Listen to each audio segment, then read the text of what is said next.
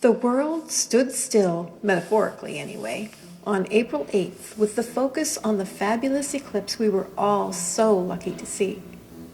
The eclipse of April 8th, 2024 may hold the record for the most watched total solar eclipse in history.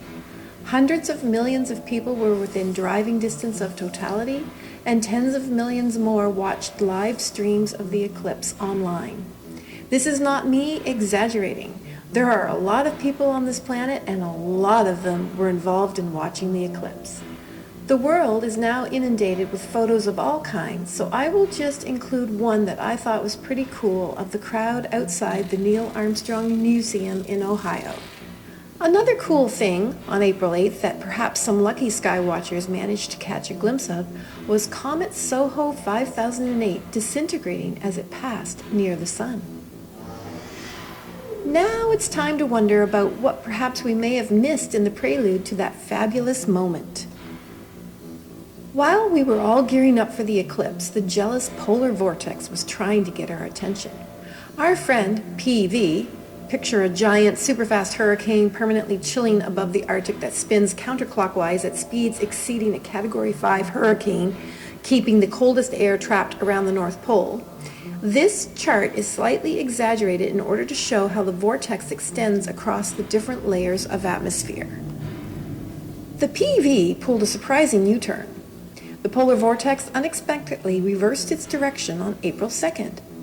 It does reverse occasionally, causing dramatic weather effects, but reversal used to be way less common, sometimes every other year. But as the stratosphere keeps warming, the polar vortex weakens, which causes a strong PVE, or polar vortex event, and the reversal is becoming more frequent. April's dramatic shift is one of the most extreme ever recorded and has scientists buzzing.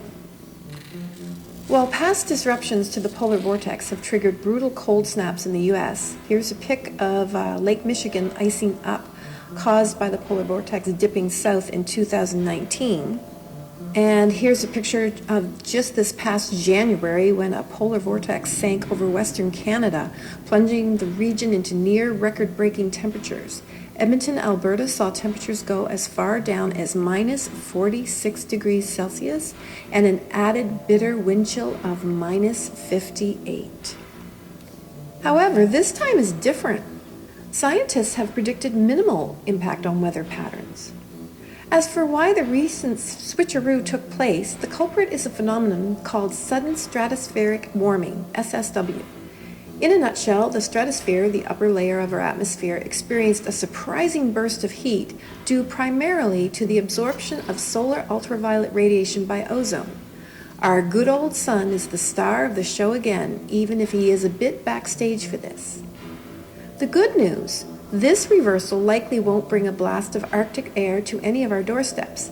We may actually have higher than normal temperatures.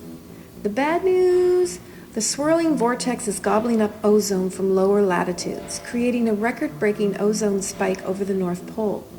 Fortunately, the ozone surge will disappear once the vortex returns to normal. I don't know when that will be. But go ahead and start planting your peas outside. It is safe to do so.